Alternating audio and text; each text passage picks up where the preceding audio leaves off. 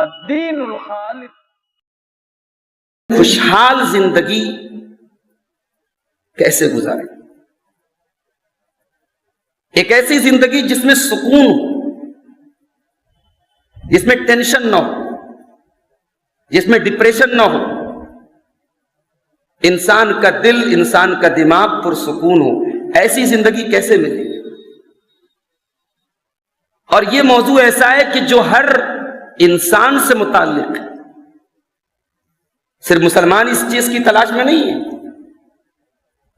یہ بڑے بڑے ڈھونگی باباؤں کی دکانیں کیوں چل رہی ہیں بھائی؟ دنیا پریشان ہے، دنیا سکون کی تلاش میں ان کے پاس جا رہی ہے. ہر انسان یہ چاہتا ہے کہ ایک خوشحال زندگی وہ گزارے. اور ظاہر ہے جس دین کو ہم فالو کرتے ہیں، جس شریعت پر ہم ایمان رکھتے ہیں، وہ شریعت انسان کی بنائی ہوئی شریعت نہیں، اللہ کی بنائی ہوئی شریعت. اور جب یہ شریعت اللہ تعالیٰ کی ہے تو اللہ کو پتا ہے انسان کی ضرورتیں کیا ہیں، انسان کے نفس کے تقاضے کیا ہیں، انسان کی کمزوریاں کیا ہیں. تو ظاہر ہے ہمارے دین میں اس سوال کا جواب تو ضرور ملے گا. تو آج اسی موضوع پر میں کچھ باتیں آپ کے سامنے رکھنا چاہتا ہوں کہ ہماری شریعت نے ایک خوشحال زندگی کے کیا اصول بتائے، کون سی ایسی چیزیں ہیں جن پر عمل کر کے ہم اپنی زندگی کو ایک پرسکون اور خوشحال زندگی بنا سکتے ہیں. دعا کیجیے اللہ تعالیٰ کہنے والے کو، سننے والوں کو، سب کو اس پر عمل کی توفیق عطا فرمائے. اس میں سب سے پہلی چیز، ایک خوشحال اور پرسکون زندگی گزارنے کے لیے اسلام کی نظر میں جو سب سے پہلی چیز ہے وہ ایمان ہے. ایک انسان کی زندگی میں ایمان نہیں ہے، توحید نہیں ہے، وہ پیسہ تو کما سکتا ہے، وہ دنیا میں عیش و آرام کی زندگی تو گزار سکتا ہے، مگر اسے وہ سکون نصیب نہیں ہو سکتا جو ایک مومن کو حاصل ہے. اس کی زندگی میں عیاشی ہو سکتی ہے، اس کی زندگی میں خوشحالی نہیں ہو سکتی. اس کے گھر میں دولت کا ڈھیر ہو سکتا ہے، اس کے گھر میں محبت، برکت، سکون، peace of mind, peace of heart, یہ سب چیزیں اس کے گھر میں نہیں ملیں گی. قرآن حکیم کی جو آیت میں نے آپ کے سامنے پڑھی 14ویں پارے کی آیت ہے، سورۃ النحل کی آیت. اس آیت میں اللہ تعالیٰ نے اسی بات کو واضح کیا ہے. من عمل صالحا من ذکر او انثى وهو مؤمن فلنحيينه حياة طيبة ولنجزينهم اجرهم باحسن ما كانوا يعملون. جو بھی نیک عمل کرے گا اس حال میں کہ وہ ایمان والا ہو، ایمان کے ساتھ. اللہ کے یہاں نیکی کی ویلو ایمان کے بغیر زیرو ہے. ایمان ہے تو آپ کی نیکی کا کوئی مطلب ہے. چیریٹی کرتے رہو، دان دیتے رہو، غریبوں کی مدد کرتے رہو، آخرت میں کچھ نہیں ملے گا. اللہ کے نبی صلی اللہ علیہ وسلم کے آنے سے پہلے ایک آدمی مکے میں بڑا مشہور تھا اپنی نیکی کے لیے، بڑا غریبوں کی مدد کرتا تھا، لوگوں کو کھلاتا تھا، پلاتا تھا. اس کا نام تھا عبداللہ بن جدعان. تو حضرت عائشہ نے ایک مرتبہ اللہ کے رسول سے پوچھا کہ اے اللہ کے نبی، کہ عبداللہ ابن جدعان کی نیکیاں اس کے کام آئیں گی؟ اس کی چیریٹی، اس کا صدقہ خیرات، اس کا غریبوں کی مدد کرنا اس کے کام آئے گا؟ تو اللہ کے نبی نے کہا کہ نہیں کام آئے گا. کیوں؟ اس نے کبھی یہ نہیں کہا رب اغفر لی خطیئتی یوم الدین. وہ اللہ کی توحید کا قائل نہیں تھا، وہ آخرت پر ایمان نہیں رکھتا تھا. تو ایمان کے بغیر اللہ کیا کسی نیکی کا کوئی مطلب نہیں. من عمل صالحا من ذکر او انثى. اچھا ایک بات اور نوٹ کر لیجیے، یہاں اللہ نے مرد اور عورت دونوں کا ذکر کیوں کیا؟ علماء بیٹھے ہیں، جانتے ہیں شریعت کا ہر حکم مرد اور عورت کے لیے کامن ہوتا ہے. جب تک الگ سے دلیل نہ ہو کہ ہاں یہ مردوں کے لیے اسپیشل ہے، یہ عورتوں کے لیے اسپیشل ہے۔ اگر قرآن کہتا ہے نماز پڑھو تو سب کو پڑھنا ہے نماز، قرآن کہتا ہے زکوٰۃ دو تو سب کو دینا ہے، قرآن کہتا ہے امانت میں خیانت مت کرو تو سب کو نہیں کرنا ہے۔ لیکن جہاں قرآن میں مرد اور عورت دونوں کا اکٹھا ذکر کیا جائے، اس کا مطلب کہ اللہ تعالیٰ تاکید کر رہا ہے کہ میں جو بات کہہ رہا ہوں مردوں کے بھی کان کھڑے ہو جائیں، عورتوں کے بھی کان کھڑے ہو جائیں، مرد بھی توجہ دیں، عورتیں بھی توجہ دیں، دونوں کے کام کی بات ہے۔ من عمل صالحا من ذکر او انثی، جو مرد نیک عمل کرے، جو عورت نیک عمل کرے، وہو مؤمن، اور وہ ایمان والا ہو یا ایمان والی ہو، اللہ کہہ رہا ہے فَلَنُحْيِيَنَّهُ حَيَاةً طَيِّبَةً، ہم اسے دنیا میں ایک پاکیزہ زندگی دیں گے۔ ضروری نہیں اس کے پاس مکان عالی شان، ضروری نہیں اس کے پاس دولت کی کثرت ہو، ضروری نہیں اس کا کاروبار بہت شاندار ہو، مگر قرآن کا وعدہ ہے، اللہ کا وعدہ ہے، اگر تیری زندگی میں ایمان ہے، تیری زندگی میں نیک عمل ہے، تیری زندگی میں ڈپریشن نہیں ہے، تو کبھی خودکشی نہیں کر سکتا، تیرے گھر میں پریشانیاں آئیں گی مگر ذہن اور دماغ پرسکون رہے گا، ہم تجھے پاکیزہ زندگی عطا کریں گے۔ یہ تو دنیا میں ملے گا، اور آخرت میں جو ملے گا وہ تو ملے گا۔ وَلَنَجْزِيَنَّهُمْ أَجْرَهُمْ بِأَحْسَنِ مَا كَانُوا يَعْمَلُونَ، آخرت میں ہم ان کے عمل کا بہترین بدلہ دیں۔ تو ایمان پہلی کنڈیشن ہے میرا، خوشحال زندگی چاہیے، ایمان ضروری ہے، نیک عمل ضروری ہے۔ الذین آمنوا وعملوا الصالحات طوبى لهم وحسن مآب، سورہ رات کی آیت ہے۔ جو ایمان والے ہیں، نیک عمل کرنے والے، ان کے لیے طوبہ ہے۔ طوبہ کس کو بولتے ہیں؟ طوبہ کے کئی معنی ہیں۔ طوبہ کے معنی جنت بھی ہے، طوبہ کے معنی جنت کا ایک درخت بھی ہے، طوبہ کے معنی خوشخبری بھی ہے، طوبہ کے معنی خوشحالی بھی ہے، طوبہ کے معنی بھلائی بھی ہے۔ اللہ کہہ رہا ہے کہ جو ایمان والے ہیں، جو نیک عمل کرنے والے، ان کو طوبہ، ان کو خوشحالی، ان کو سکون، ان کو دنیا اور آخرت کی تمام بھلائیاں ملیں گی۔ وحسن و مآب، بہترین ٹھکانہ ان کو ملے گا۔ اور ایمان نہیں ہے، نیک عمل نہیں ہے، تب انجام کیا ہوگا؟ اب آ جائیے قرآن کے 16ویں پارے میں سورہ طٰہٰ۔ وَمَنْ أَعْرَضَ عَنْ ذِكْرِي فَإِنَّ لَهُ مَعِيشَةً ضَنْكًا وَنَحْشُرُهُ يَوْمَ الْقِيَامَةِ أَعْمَىٰ، جو میرے ذکر سے منہ موڑے گا، جس کی زندگی میں ایمان نہیں ہے، جس کی زندگی میں اللہ تعالیٰ کا وجود نہیں ہے، اس کی توحید نہیں ہے، اس کی زندگی میں سکون کو ترسے گا وہ انسان، اس کی زندگی کو اجیرن بنا دیں گے اور قیامت کے دن سے اندھا بنا کے اٹھائیں گے۔ قال رب لما حشرتنی اعمی وقد كنت بصیرا، قیامت کے دن بندہ کہے گا اے اللہ میں دنیا میں اچھا بھلا دیکھتا تھا، تو نے اندھا بنا کے کیوں اٹھایا؟ قال كذلك اتتك آیاتنا فنسیتها وكذلك اليوم تنسى، اللہ فرمائے گا میرے بندے میری آیتیں پڑھی جاتی تھیں، میرا فرمان پڑھا جاتا تھا، تو دھیان نہیں دیتا تھا، تو بھلا دیتا تھا، تو اندھا بن جاتا تھا، آج ہم تجھے اندھا بنا کے اٹھائیں۔ مشرک کے پاس وہ ٹرسٹ نہیں ہوتا، وہ بھروسہ نہیں ہوتا۔ مشرک پریشانی میں پڑتا ہے، کبھی اس کو پکارا کبھی اس کو پکارا، اس کے تو خدا بھی الگ الگ ہے، دولت کے لیے کسی اور دیوتا کو پکار رہا ہے، علم کے لیے کوئی اور معبود ہے، طاقت کے لیے کسی اور کی عبادت کر رہا ہے۔ مشرک کا کوئی ٹھکانہ نہیں، موحد کا ایک ٹھکانہ ہے۔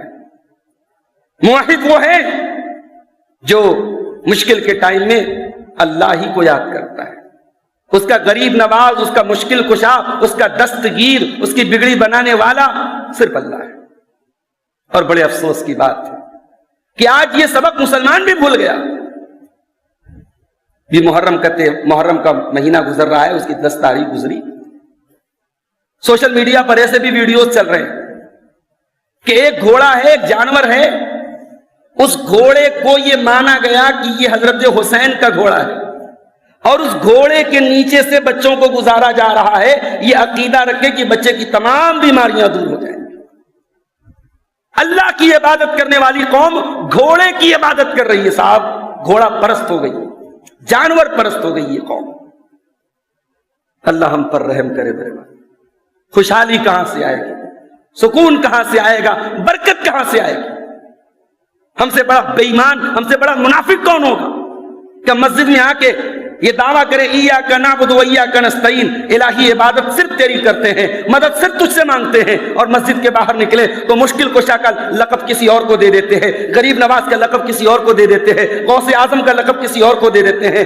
اتنے خدا ہم نے بنا رکھے ہیں، اتنے معبود ہم نے بنا رکھے ہیں. میرے پیارے ساتھیوں، قرآن کہہ رہا ہے وَمَن يُشْرِكْ بِاللَّهِ فَكَأَنَّمَا خَرَّ مِنَ السَّمَاءِ فَتَخْطَفُهُ الطَّيْرُ أَوْ تَهْوِي بِهِ الرِّيحُ فِي مَكَانٍ سَحِيقٍ. کہ جو مشرک ہوتا ہے اس کی مثال ایسی ہوتی ہے جیسے کوئی آسمان سے گرتا ہے اور پرندہ اس کو لے کے چلا جاتا ہے یا ہوائیں اس کو اڑا دیتی ہیں.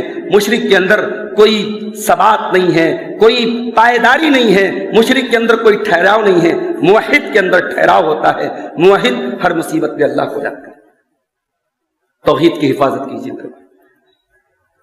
دوسری چیز ابھی شیخ نے خطاب میں کہا اولاد کی تربیت کے موضوع پر کہ بھئی آج ہم بچوں کو نماز پڑھنے کی تعلیم دیتے ہیں، خود نماز نہیں پڑھتے، اثر نہیں پڑ رہا ہے. کیوں پڑھے؟ ہمارے گھروں میں معاف کیجئے گا، ہم جتنے لوگ یہاں بیٹھے کم سے کم ہم سب اپنا محاسبہ کریں.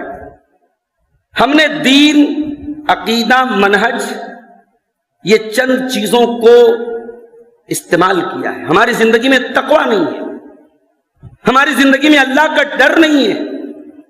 یہ تقویٰ کیا ہے؟ جیسے دنیا میں ایک چیز ہوتی ہے امیونٹی. امیونٹی کیا ہوتی ہے صاحب؟ امیونٹی ہمارے بدن کی وہ طاقت ہے جو ہمیں بیماریوں سے بچاتی ہے. موجودہ دور میں ڈاکٹرز کا کہنا ہے کہ لوگوں کی امیونٹی کمزور ہو رہی ہے. امیونٹی جتنی مضبوط ہوگی بیماریاں اتنا کم اثر کریں گی. اسی لیے ڈاکٹرز کا کہنا ہے کہ بچوں کو گھر میں قید کر کے نہیں رکھنا چاہیے. بچوں کو تھوڑا بھاگنے دینا چاہیے، دوڑنے دینا چاہیے، تھوڑا دھوپ میں نکلیں، تھوڑا مٹی پہ کھیلیں، اس سے ان کی امیونٹی مضبوط ہوتی ہے. جو بچے 24 گھنٹہ اے سی میں رہتے ہیں، کمروں میں بند رہتے ہیں، دھوپ نہیں دیکھتے، ان کی امیونٹی بہت کمزور ہو جاتی ہے.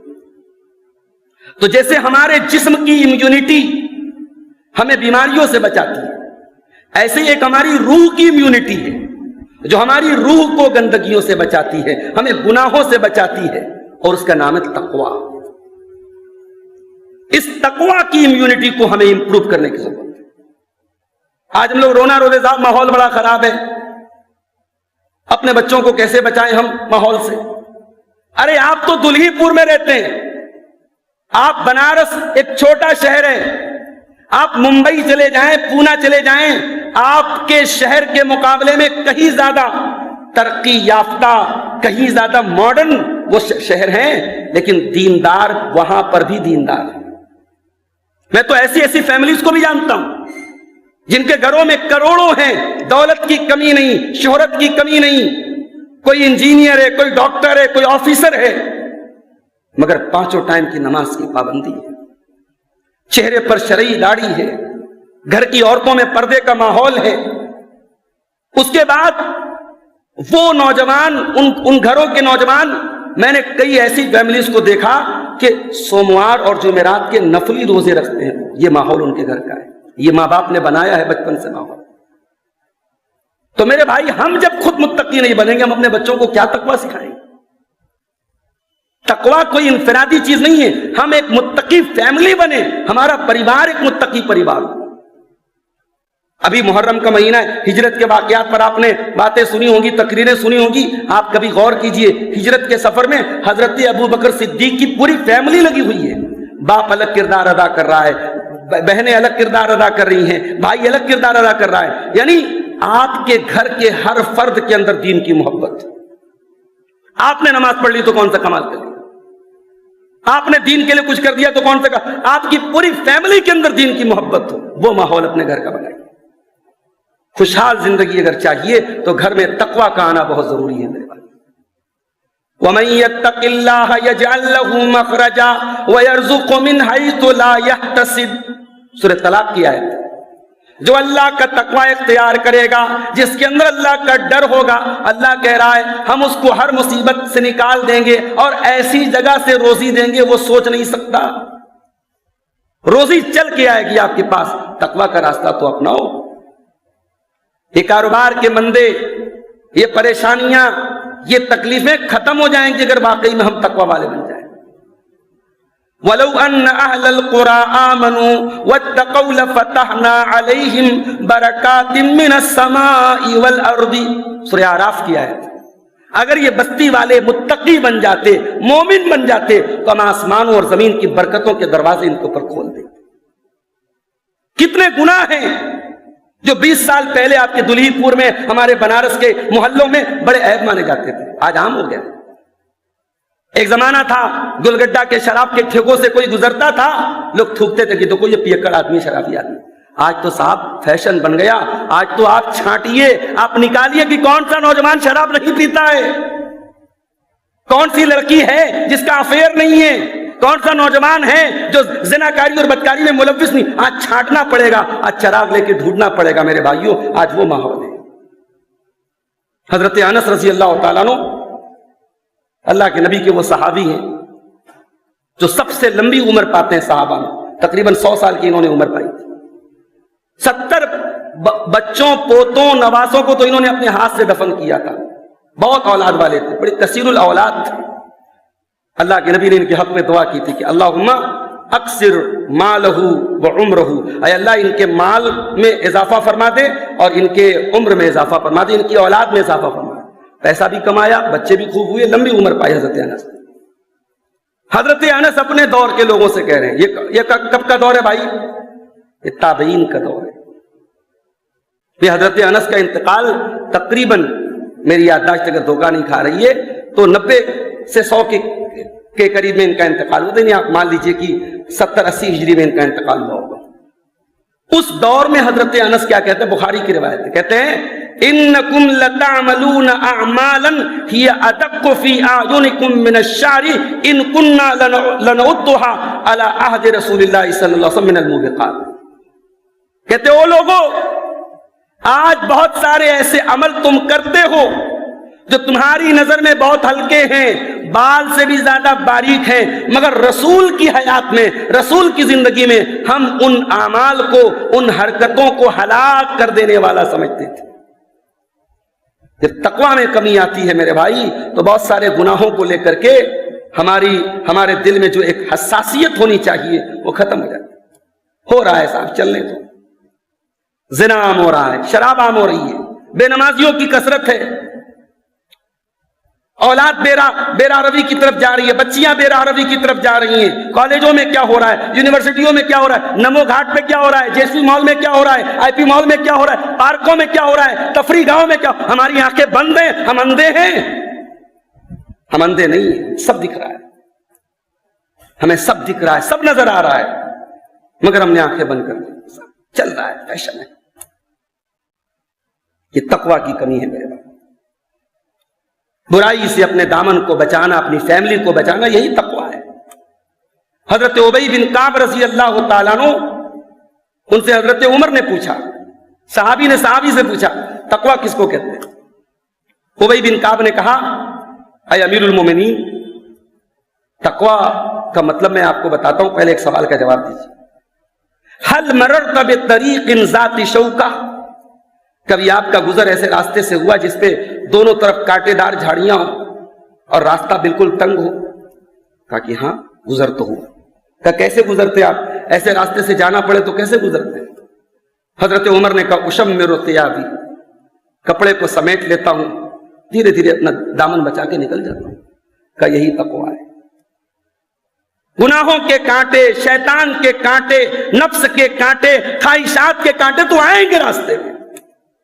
اگر آپ چاہتے ہیں کہ اسلام پر آپ چلے اور شیطان آپ کو بہکانا بند کر دے، آپ کا نفس آپ کو بہکانا بند کر دے، شہوتیں دل میں ابھرنا بند ہو جائیں، تو یہ پاسبل نہیں ہے میرے بھائی۔ شیطان کے ان کانٹوں کے درمیان، نفس کے ان تقاضوں کے درمیان اپنے دامن کو جتنا ممکن ہو گناہوں سے بچایا جائے، یہی تقوی ہے۔ اور یہ تقوی ہماری زندگی میں خوشحالی لائے۔ اور آگے بڑھیے، خوشحال زندگی کا ایک راز اس چیز میں بھی ہے جس چیز کی طرف ہمارے محلے کی مسجد سے مؤذن 5 ٹائم ہمیں بلاتا ہے مائک میں، اسپیکر میں، حی علی الصلاۃ، آ جاؤ نماز۔ یہ نماز کیا ہے؟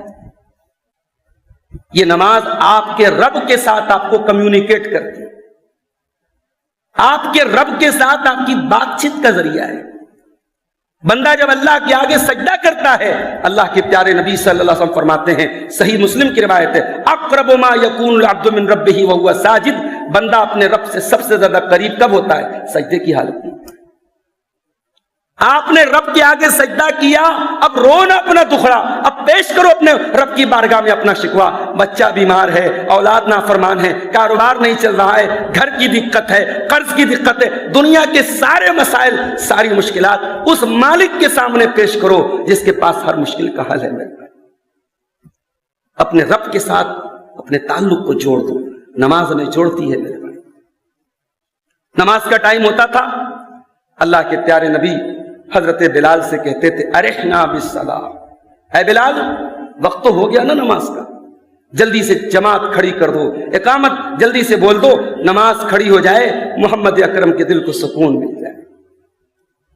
یہ امت نبی سے محبت کا دعویٰ کرتی ہے، نبی سے عشق کا دعویٰ کرتی ہے، اور اس امت کی ایک بڑی تعداد آج نماز سے دور ہے۔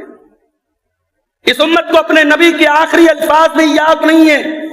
حضرت ام سلمہ کہتی ہیں، صحیح بخاری کی روایت ہے، کہ اللہ کے پیارے نبی اپنے انتقال سے تھوڑی دیر پہلے، جب آپ کے الفاظ بھی صحیح طریقے سے آپ کی زبان سے نہیں نکل رہے تھے، اس مشکل حالت میں اللہ کے پیارے نبی صلی اللہ علیہ وسلم نے اپنی امت سے کہا تھا، الصلاۃ الصلاۃ وما ملکت ایمانکم، اے میری امت کے لوگوں، نماز کی پابندی کرتے رہنا، نماز کا خیال کرتے رہنا، اپنے غلاموں کا، اپنی لونڈیوں کا، اپنے ماتحتوں کا، اپنے انڈر میں کام کرنے والوں کا خیال کرتے رہنا۔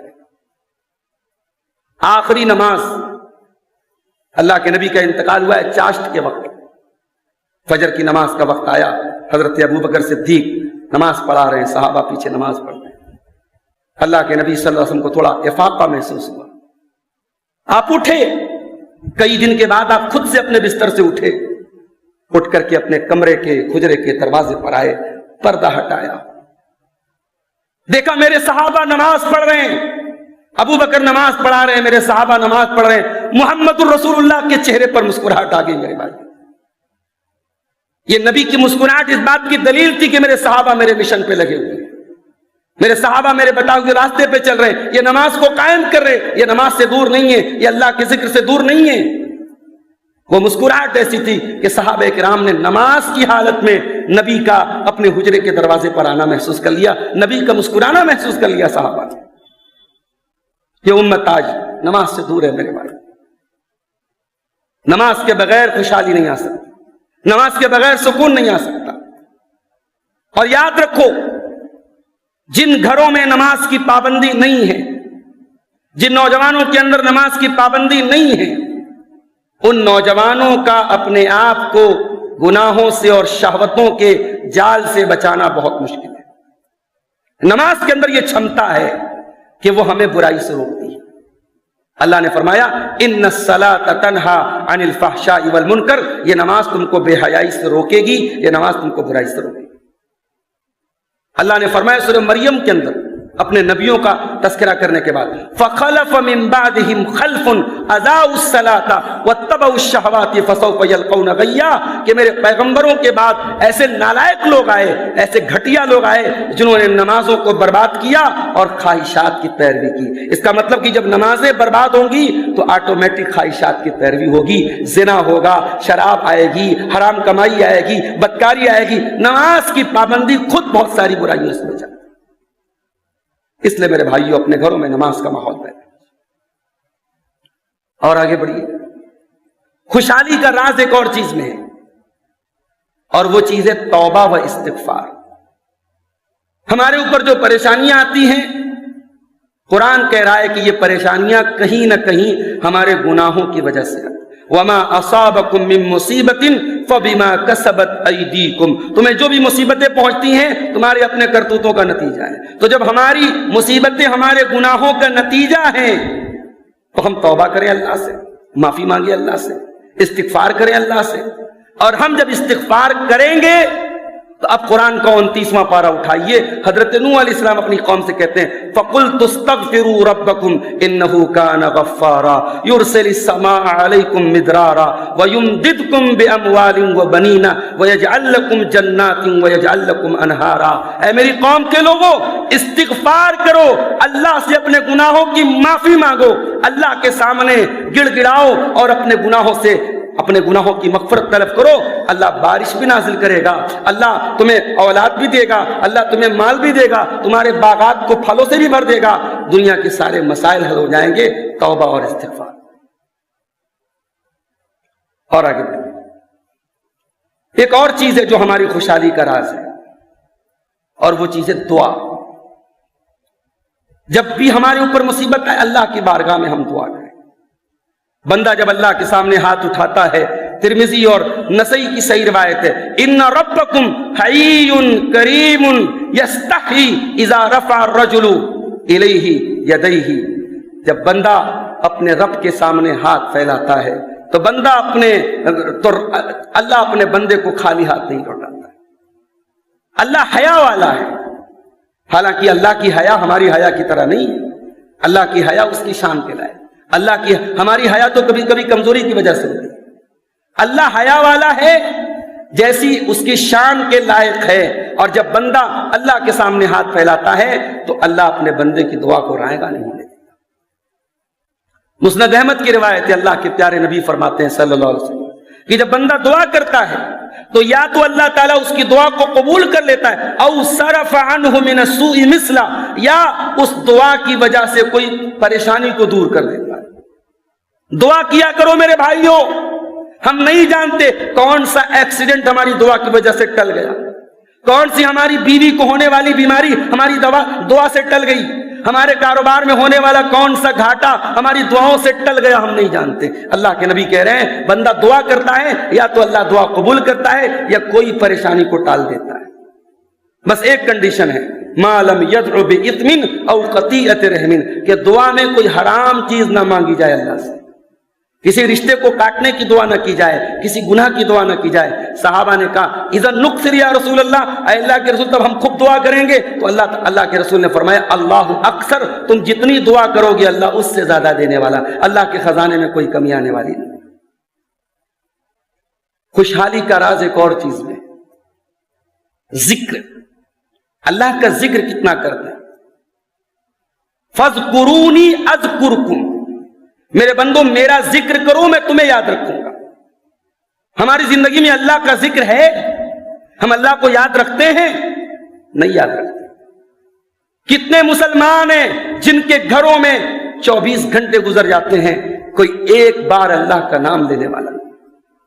مسلمان نام ہے، مسلمان نام ہے، مسلمان گھرانہ ہے، پورے گھر میں کوئی ایک بار اللہ کا نام لینے والا نہیں ہے. میرے بھائیوں اللہ کا ذکر کرو، اللہ کو یاد کرو. اور اس کا بڑا آسان سا نسخہ یہ ہے کہ پیارے نبی صلی اللہ علیہ وسلم کی دعاؤں کو یاد کرو. پیارے نبی کی دعاؤں کو اپنی زندگی کا معمول بنا لو. اٹھتے بیٹھتے چلتے پھرتے کھاتے پیتے نبی کی سکھائی ہوئی دعاؤں کو پڑھو گے، آٹومیٹک زبان اللہ کے ذکر سے تر رہے. خوشحالی کا راز ایک اور چیز میں شکر کرنا. سلف کہا کرتے تھے قید النعم بالشکر، نعمتوں کو اگر پرماننٹ اپنے پاس رکھنا ہے تو شکر ادا کرو. اللہ دولت ہے، اگر چاہتے ہو کہ دولت پرماننٹ رہے اللہ کا شکر کرو. علم ہے، اگر چاہتے ہو کہ علم پرماننٹ رہے اللہ کا شکر کرو. شہرت ہے، عزت ہے، اگر اس کی حفاظت کرنا چاہتے ہو اللہ کا شکر. اور شکر کا مطلب کیا ہوتا ہے؟ شکر کا مطلب ہوتا ہے اللہ کی نعمت کا صحیح استعمال کرنا، اللہ کی نعمت کا مس یوز نہ کرنا. لئن شکرتم لازیدنکم، تم میرا شکریہ ادا کرو گے ہم اور دیں گے. ولئن کفرتم ان عذابی لشدید، اگر ناشکری کرو گے تو میرا عذاب بڑھا سکتے. آج کل لوگ مکان بنواتے ہیں نا تو مکان کے فرنٹ پہ ایک لائن لکھواتے ھذا من فضل ربی. دیکھا ہے نہیں آپ لوگوں نے؟ یہ لائن کیوں لکھواتے ہیں صاحب؟ یہ بتانے کے لیے کہ صاحب میں اللہ کا بڑا شکر گزار بنتا ہوں، میں نے اپنے مکان کے دروازے پر ھذا من فضل ربی لکھو. معاف کیجئے گا، اپنے مکان کے گیٹ پر ھذا من فضل ربی لکھوا دینے سے اللہ کا شکر ادا نہیں ہوتا. آپ کے دل میں کیا چل رہا ہے۔ سلیمان علیہ السلام اللہ کے پیغمبر بھی ہیں اور بہت بڑے بادشاہ بھی ہیں۔ سلیمان علیہ السلام کے دربار میں سینکڑوں کلومیٹر دور سے ملکہ سبا کا تخت پلک جھپکتے بھر میں ان کے سامنے آ کے رکھ دیا جاتا ہے، اتنا پاور اللہ نے ان کو دیا تھا۔ سینکڑوں کلومیٹر دور پر ملکہ سبا رہتی تھی، اس کے دربار کا جو تخت تھا وہ سلیمان علیہ السلام کے سامنے آ کے پل بھر میں، پلک جھپکنے بھر میں رکھ دیا گیا۔ فلما رآه مستقرا عنده قال هذا من فضل ربي ليبلوني أشكر أم أكفر ومن شكر فإنما يشكر لنفسه ومن كفر فإن ربي غني كريم۔ سلیمان علیہ السلام نے کہا کہ جو تخت میرے سامنے لا کے رکھا گیا ہے یہ میرے رب کا فضل ہے، میرا رب مجھے آزمانا چاہتا ہے کہ میں شکر گزار بنتا ہوں یا ناشکرا بنتا ہوں، اور جو شکریہ ادا کرے گا اللہ کا اپنے لیے کرے گا، اور جو ناشکری کرے گا اللہ بے نیاز ہے، اللہ کو کوئی فرق نہیں پڑتا۔ تو شکر کرو میرے بھائی، شکر گزار بنو، ناشکری نہ۔ اور اسی شکر کا اپوزٹ ہے صبر۔ ہم اگر ایسی زندگی چاہتے ہیں جس میں دکھ نہ آئے، جس میں تکلیفیں نہ آئے، جس میں ٹینشن نہ آئے، تو یہ پاسبل نہیں ہے۔ زندگی ہے تو بیماریاں آئیں گی، زندگی ہے تو کچھ حادثے بھی ہوں گے، زندگی ہے تو بچے بیمار بھی ہوں گے، زندگی ہے تو کبھی گھر میں تو میں بھی ہوگی۔ مصیبتوں میں، پریشانیوں میں صبر سے کام لیجیے۔ قرآن کا دوسرا پارہ اٹھائیے، وَلَنَبْلُوَنَّكُمْ بِشَيْءٍ مِّنَ الْخَوْفِ وَالْجُوعِ وَنَقْصٍ مِّنَ الْأَمْوَالِ وَالْأَنفُسِ وَالثَّمَرَاتِ وَبَشِّرِ الصَّابِرِينَ۔ ہم تمہیں آزمائیں گے، کبھی بھوک سے، کبھی خوف سے، کبھی جان کی کمی، کبھی پھلوں کی کمی، کبھی مال کی کمی۔ وَبَشِّرِ الصَّابِرِينَ، لیکن بشارت اور خوشخبری ہے صبر کرنے والوں کی۔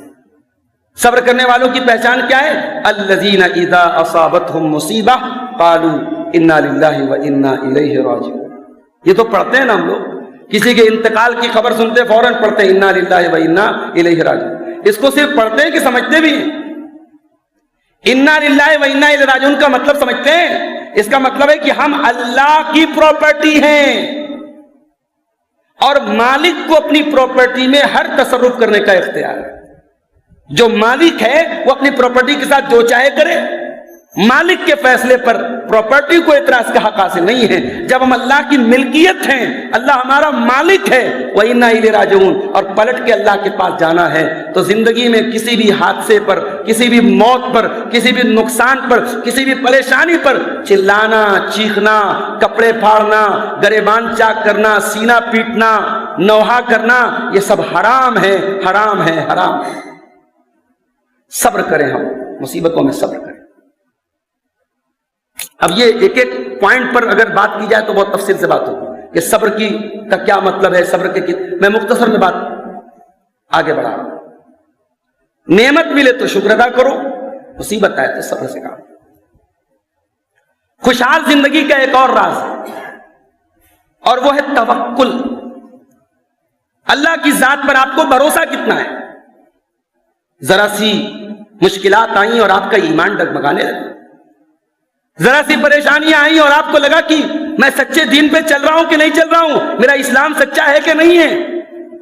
ارے آپ نے کیا مصیبتیں دیکھی؟ مصیبتیں تو صحابہ نے دیکھی تھی، اور جب صحابہ نے نبی کے پاس آ کے کہا کہ اللہ کے نبی کب تک ہم یہ پریشانیاں جھیلیں گے، کب تک یہ تکلیفیں جھیلیں گے، تو اللہ کے پیارے نبی نے اپنے صحابہ کو تسلی دیتے ہوئے کہا تھا کہ اے میرے صحابہ، تم سے پہلے کے دور میں ایسے بھی ایمان والے گزرے ہیں کہ ایمان لانے کی پاداش میں ان کے جسم کے 2 ٹکڑے کر دیے گئے، ان کے جسم کے اوپر لوہے کی کنگیاں چلا کر ان کے جسم کی کھال کو اور ان کے بوٹی بوٹی کو، ان کے گوشت کو ادھیڑ لیا گیا۔ وما يصدہ ذلک عن دینہ، مگر اتنی بڑی بڑی مصیبتیں بھی ان کو ایمان کے راستے سے ہٹا نہیں سکتی۔ آپ اللہ والے ہیں میرے بھائی، اللہ کی ذات پہ بھروسہ رکھیں۔ وَمَن يَتَوَكَّلْ عَلَى اللَّهِ فَهُوَ حَسْبُهُ، جو اللہ کے اوپر بھروسہ کرتا ہے اللہ ضرور اس کے لیے کافی ہو جاتا ہے۔ پیارے نبی صلی اللہ علیہ وسلم نے غار ثور میں جب دشمن بالکل قریب آ گیا تھا اور ابو بکر صدیق نے کہا کہ اے اللہ کے نبی اگر دشمن نے ذرا سا نیچے دیکھا تو ہم پکڑ لیے جائیں گے، پیارے نبی صلی اللہ علیہ وسلم نے اس مشکل وقت میں کہا تھا کہ لا تحزن ان اللہ معنا، ابو بکر گھبراؤ نہیں، اللہ ہمارے ساتھ۔ یہ ایمان ہونا چاہیے، یہ توکل ہونا چاہیے۔ اللہ ہمارے ساتھ۔ خوشحال زندگی کا راز ایک اور چیز میں ہے، قناعت، اللہ کے دیے ہوئے رزق پر قناعت کرنا۔ دو چیزیں آج ہمارے اندر سے ختم ہو جائیں تو قناعت آ جائے۔ پہلی چیز کیا ہے؟ رونے کی عادت۔ سب کچھ مل رہا ہے تب بھی انسان رو رہا ہے، کاروبار بھی اچھا چل رہا ہے، اللہ نے پراپرٹی سے نوازا ہے، دولت سے نوازا ہے، پھر بھی پوچھو تو رونا روتے ہیں صاحب، بڑی پریشانی۔ ارے تو نے پریشانی دیکھی کہاں ہے؟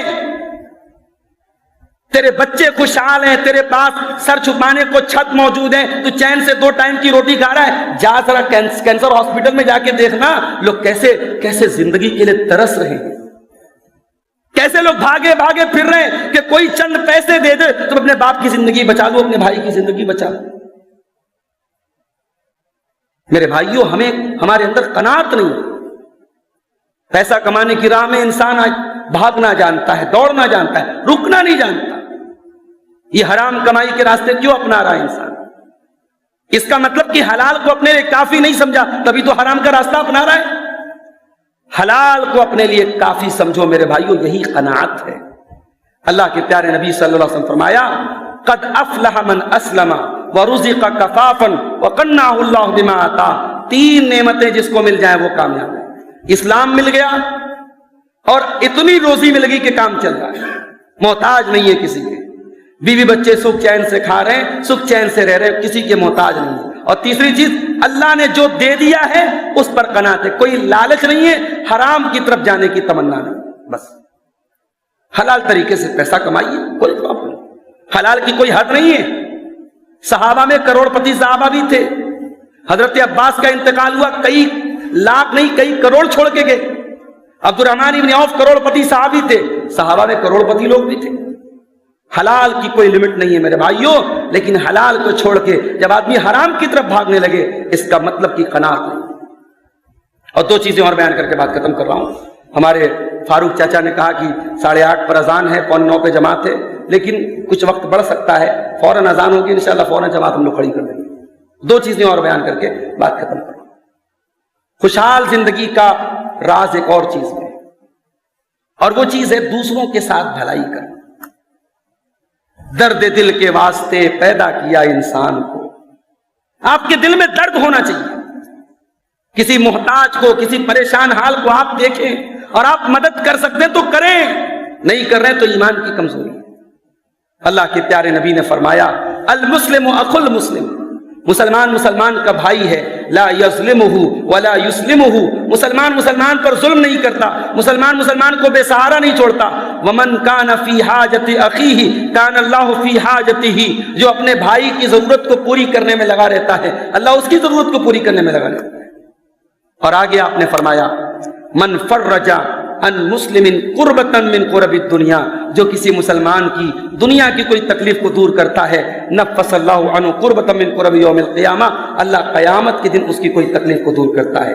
ومن ستر مسلما، اور جو کسی مسلمان کے عیب پر پردہ ڈالتا ہے اللہ قیامت کے دن اس کے عیب پر پردہ ڈالتا ہے۔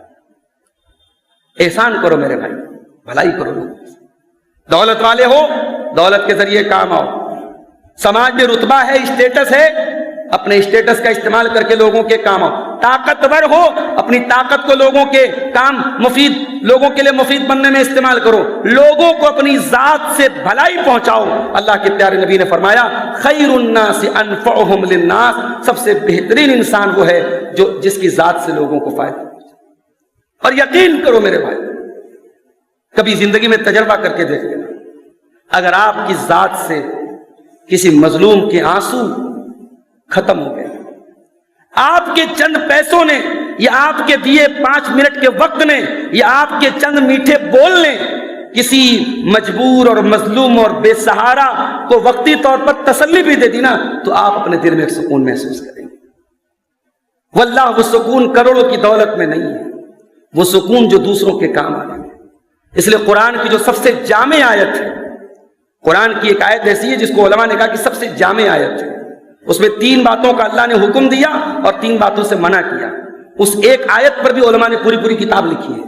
ان اللہ یأمر بالعدل والاحسان وایتاء ذی القربى وینہی عن الفحشاء والمنکر والبغی. اللہ تم کو حکم دیتا ہے عدل کرنے کا، احسان کرنے کا اور رشتہ داروں کو دینے کا، اور منع کرتا ہے بے حیائی کے کام سے، برائی کے کام سے اور ظلم سے. تو احسان کرو لوگوں کے کام. اور آخری چیز یہ ہے میرے بھائی، خوشحالی چاہتے ہو تو دل کو حسد سے، کینہ سے، کپٹ سے پاک رکھو. دل کو پاک رکھو کینہ اور کپٹ سے. اگر آپ کسی کی دولت دیکھ کر، کسی کی شہرت دیکھ کر، کسی کی ترقی دیکھ کر جل رہے ہیں، آپ کے دل میں کہیں نہ کہیں یہ چل رہا ہے کہ یار اتنا پیسہ کیوں کما لیا، اتنی شہرت کیوں مل گئی اس کو، اس کا مطلب کہ آپ اللہ کی تقدیر پر ایمان آپ کا کمزور ہے. اس لیے کہ اللہ کے نبی نے فرمایا وَعْلَمْ أَنَّ مَا أَصَابَكَ لَمْ يَكُنْ لِيُخْطِئَكَ. جو ملنے والا ہے وہ مس نہیں ہو سکتا. آپ کے مقدر میں جتنا ملنا ہے کائنات کی کوئی طاقت روک نہیں سکتی، اور جو نہیں ملنے والا ہے کوئی دے نہیں سکتا. ہمارے مقدر میں جتنا فائدہ لکھا ہے، جتنی بھلائی لکھی ہے، جتنا خیر ملنے والا ہے وہ ہم سے کوئی چھین نہیں سکتا، اور جو نقصان ہمارے مقدر میں نہیں لکھا ہے کوئی پہنچا نہیں سکتا. یہ ہمارا ایمان ہے. اسی لیے 28ویں پارے میں اللہ تعالیٰ نے بڑی بہترین دعا سکھائی. اس دعا کو یاد کریں. یہ مومن کی دعا ہے، ایمان والے کی دعا ہے. ربنا اغفر لنا ولاخواننا الذین سبقونا بالایمان. اے ہمارے پروردگار ہماری بھی بخشش کر دے، اور ہم سے پہلے جو ایمان والے گزرے تو ان کی بھی بخشش کر دے. ولا تجعل فی قلوبنا غلا، اور اے اللہ ولا تجعل فی قلوبنا غلا للذین آمنوا، اور ہمارے دل میں کسی مومن کے لیے کینہ نہ ہو، کسی مومن کے لیے کپٹ نہ ہو، کسی مومن کو دھوکہ دینے کی نیت نہ ہو. ہمارے دل کو ایسا بنا دے. تو یہ دعا ہے، اس کو یاد کر لو میرے بھائی. اس دعا کو اپنی زندگی کا معمول بناؤ، اور صرف دعا بھر نہیں، پریکٹیکل بھی اپنے دل کو کینہ اور کپٹ. آپ دیکھیے، محسوس کریں گے آپ. میں کہتا ہوں نا کہ بعض لوگ دوسروں کے اپنے دکھ سے زیادہ دوسروں کے سکھ سے پریشان ہیں. اپنی پرابلم ان کو کم پتہ رہتی ہے، دوسروں کی ترقی اور دوسروں کی کامیابی کو لے کے پریشان رہتے ہیں. اس کے گھر یہ کھانا کیوں بن رہا ہے، اس نے یہ نئی گاڑی کیسے لے لی، اس کا بچہ اتنی اچھی تعلیم کیسے حاصل کر رہا ہے، اس نے یہ پراپرٹی.